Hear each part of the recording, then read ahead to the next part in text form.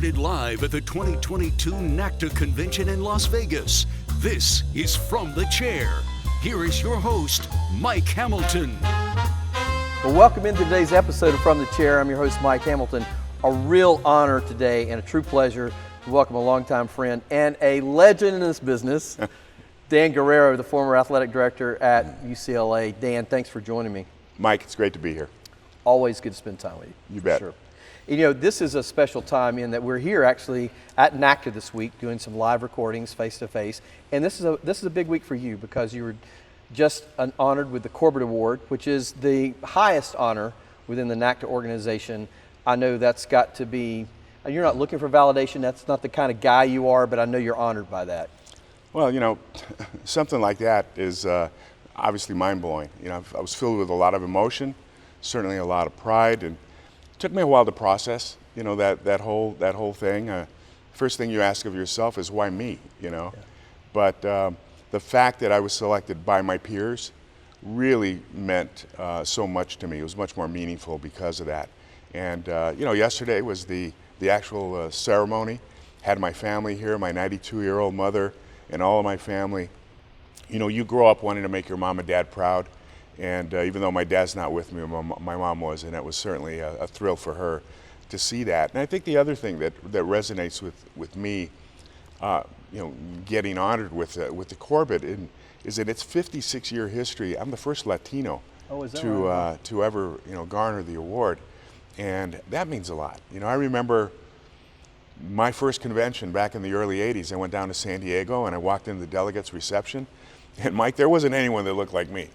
Yeah. And you know, I think at that point in time it struck a chord with me, and I said, you know what? If I ever am fortunate enough to have a nice career in college athletics, being that there was no one there, I'm probably going to be blazing some trails. Yes. You know, and so that was my hope and aspiration that, you know, as I went through my journey, that I was able to do it with the distinction and provide the kind of template that others might be able to follow. So, you know, being that inspiration, I think, was important for me, and I hope I did well in that regard. Well deserved. And you know, most folks, when they think of you, Dan, they think of you in your role at UCLA, and they certainly should. But you know, you were AD at Dominguez Hills, and you were the AD at Irvine, and you know, NACDA represents all universities across the broad spectrum of divisions, right? And so, again, you know, honoring you with that award, I think gives meaning to the full breadth of your work. Yeah, well, that's very insightful because, you know, I got into college athletics when I was 31 years of age, so I was sort of a late bloomer, if you will, into the profession. And to start at Dominguez Hills, Division II school in Southern California was really a blessing because not having the context or the experience going into my first job, you did everything. You know, a small budget, small expectations in a lot of respects, small staff. So, I mean, I can remember supervising sports, supervising functional areas, but also lining baseball and softball fields and pulling out bleachers and selling concessions and taking tickets. I mean, that was all part of the deal. And it provided me with a great understanding of what everyone in this business is required to do to sort of make it work, if you will. So you've stayed involved in athletics in a different capacity. Share with the folks who are listening what you're doing now. Well, the day that I retired, the following day I became the president of the United States International University Sports Federation. It's the group that is responsible for selecting teams, coaches, doing the credentialing, all the logistics for those U.S. teams that participate in the Summer and Winter World University Games, the FISU, which is the International Federation for University Sport, their World Championships, their World Cups, FISU America's Games. It's a labor of love, actually.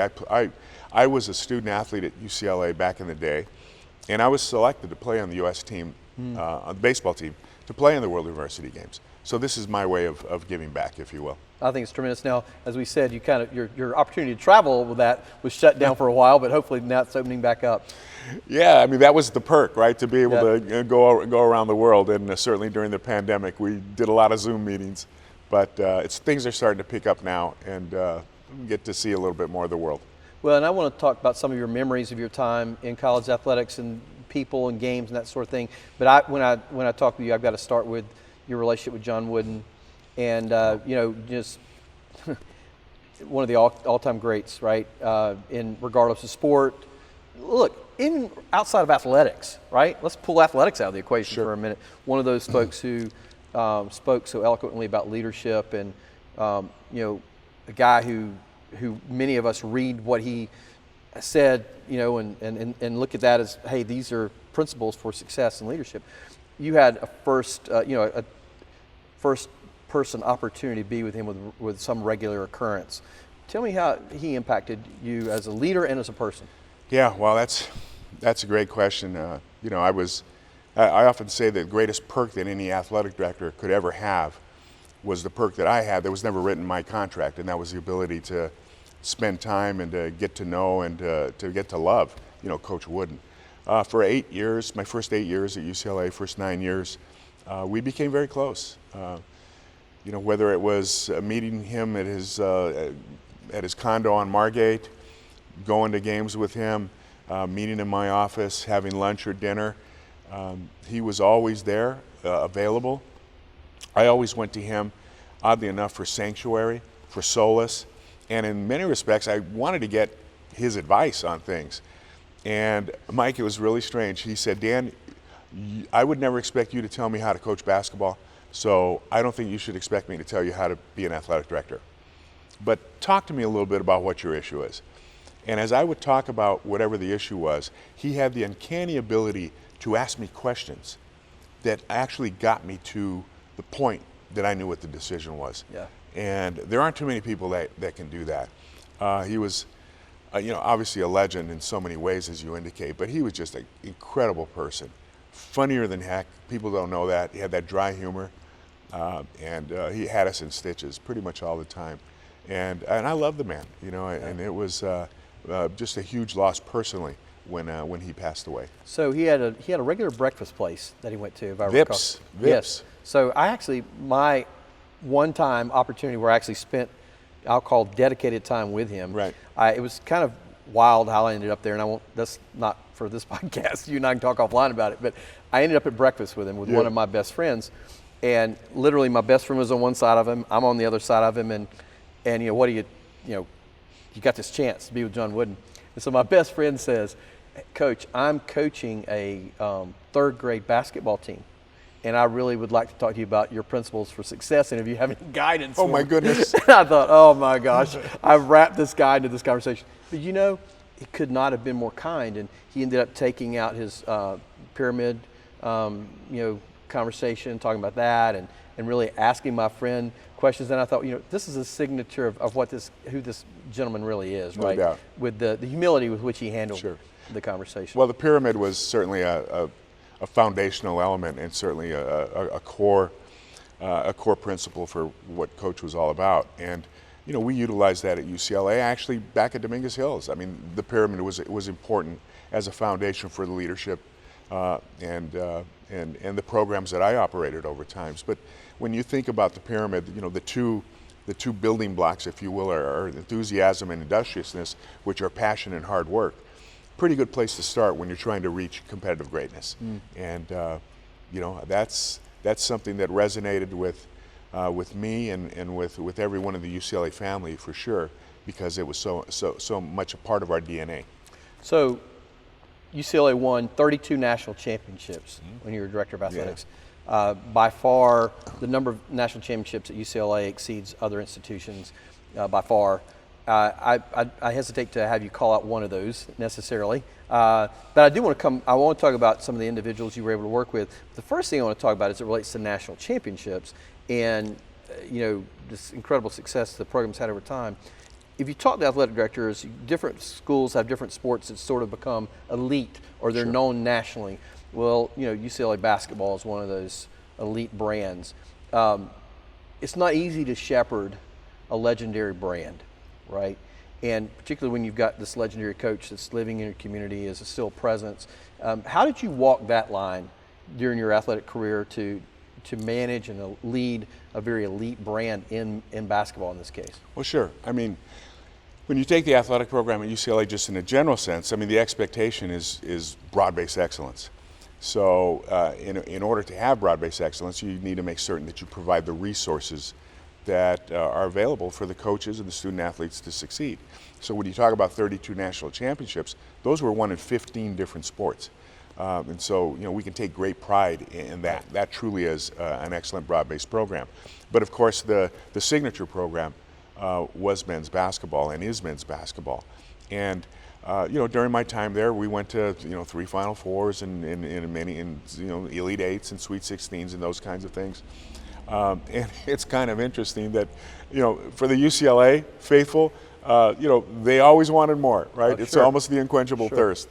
But so you manage that, you manage that, and you manage it with integrity, and you bring in coaches that you feel can represent the brand, as you indicated, the way that the coach would represent the brand, and by and large we did reasonably well, and UCLA continues to thrive today under Mick.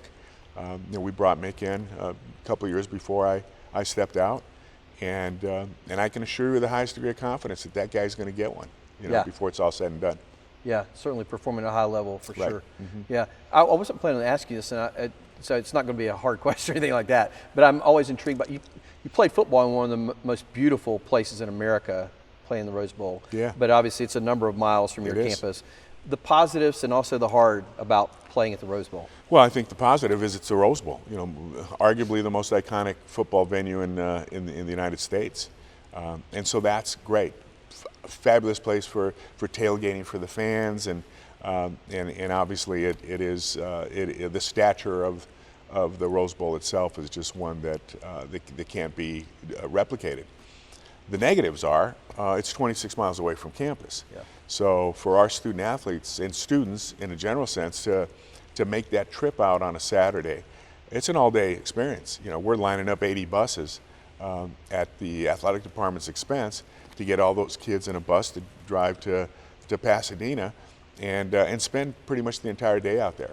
So, that's a negative. The other is we don't have the facility on campus. Right. So from a revenue standpoint, it's not the same as if you had your facility on campus. Mm-hmm. We're paying rent, we're sharing in premium seating, we're sharing in parking, we're sharing in advertising. All those kinds of things. And so when it's all said and done, you're leaving dollars on the table. There's no question about that. So that would be the negative. But of course, being in the Rose Bowl again is just a tremendous experience for all of the student athletes that get to participate there. And they often talk about how great that experience was. So, look, we're old enough to talk about this. You talked about 32 national championships, 15 different sports, literally hundreds of athletes that you've been around. All of those are special. All the athletes at Tennessee are special to me. I ran into one of our former student athletes in the hall earlier today, just loving on him and spending some time catching up, and it was awesome, one of our former football players. And so it's hard to ask you to call out something, but I think about things like breaking a non-conference winning streak against Miami in the Orange Bowl. I think about hiring a coach who went on to win National Coach of the Year and play for a national championship in tennis. Multi-overtime game in Alabama that we were down on 4th and 13 and going to lose. Lots of memories. Yeah. And then I think about guys who really, there's one particular student athlete who we had to actually remove from the program, and he came back 4 years later, and he had a child, and he was getting ready to get married, and he wanted to finish his education at the University of Tennessee, and we found a way, right? So there are memories that are created. Are there 3 or 4 that stand out to you during your career there? Well, it's hard to call out one individual, right, obviously, with the kind of success that we had over time. But you alluded to the national championships. I can call out a few of those. The first one obviously is when my first year there, we won it in men's soccer, and I remember, the celebration. First time I've experienced anything like that, and I said, "Geez, I hope I get to experience a couple more of these, during the rest of my career." But the first one was obviously an important one. I think another one was when we were the first university in the NCAA to win 100 NCAA national championships. That was a milestone that obviously we take great pride in accomplishing. That was a women's water polo championships, and it was headed by our head coach was Adam Krikorian, who happened to leave UCLA to take on the U.S. national team, and he's just won 3 Olympic gold medals during the time that he's been coaching the national team. So very proud of him. I think the other one that stands out is a personal favorite. Of course, I played baseball at UCLA back in the day, and with all the great players that UCLA's produced over the years, they had never won a national championship. In 2013, we won our first one, and that was the one I think that I take the most pride in, because we won it not only for all of those others that the players that had never had the chance to experience a championship, but mostly for my teammates, the individuals that I stay in contact with today. For us to be able to win that one was really special. Tremendous. So we're all walking the halls of NACDA now, and we were once those people, right? Yeah. And 6,500 folks here over these 3 days. And I would tell you, just from my experience, from coming to NACDA from back in the 80s, as you did, the rooms look different now, right? Which is a good thing. Yeah. You mentioned about breaking glasses, right. Latino. What would you have the ability now as an elder statesman, a legend, That's so to right. speak, if they were sitting out here in the room today, what are your words of advice for how to lead well based upon the experiences you've had? Well, first and foremost, you have to remember why you got in the profession in the first place. And fundamentally, with all the other stuff that's going on in college athletics today, you got to remember that it's always about access and opportunity. It's always about doing what you can to provide the services available for those student athletes to realize their dreams academically and athletically. I mean, fundamentally, that's it. And you can't lose sight of that. The other thing is, I'm thinking about an interview that I read last week where an actor by the name of Edward James Olmos, famous Latino actor, talked about his distinguished career and the roles that he played. And he said the one role that stood out for him the most was a role where he played a high school teacher at Garfield High School in East Los Angeles. His name was Jaime Escalante. And he took seemingly unmotivated students and had them rise to an academic level that no one expected. Hundreds of individuals passing the AP Calculus exam. The movie was Stand and Deliver. And he said the beauty of that is that he didn't have to play a stereotypical role of a Latino. He didn't have to play a busboy. He didn't have to play a gangbanger. He didn't have to play a drug dealer. He didn't have to play, a bracero or a laborer or something like that. He got to play a role where it was all about inspiration, motivation. It was about achievement, excellence, access, opportunity, all those kinds of things. And I just realized that, that's what we're all about. And so when you talk about young administrators and things of that nature, they can't lose sight of that. They can't lose sight of the purpose. And so fundamentally, I would say that's the most important thing. And then again, you go back to Coach Wooden in the pyramid. That passion, that work ethic, all those kinds of things, you couple all those kinds of things, and despite all the changes in college athletics that have occurred over the years and will continue to occur, it's still important. Yeah. So 32 national championships, 15 different sports. So you know or have seen elite coaches, and you've hired elite coaches.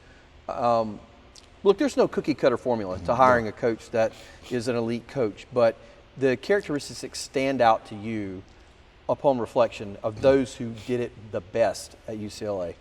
Well, I think it's an alignment of vision more than anything else, and what may work at Tennessee may not work at UCLA. But fundamentally, integrity is important, especially at UCLA.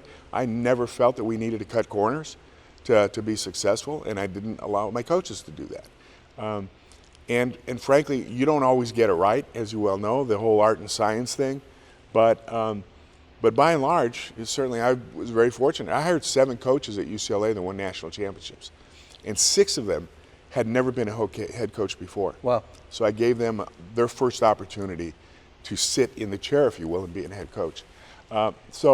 Again, alignment of vision, high character coaches, individuals that see the big picture. It's not just about winning, it's developing the whole person. Those are the kinds of things that I look for. So there are a lot of athletic directors who work with you, alongside you, you and I know well, who are younger than you and I are, who are faced with determining the future of this business?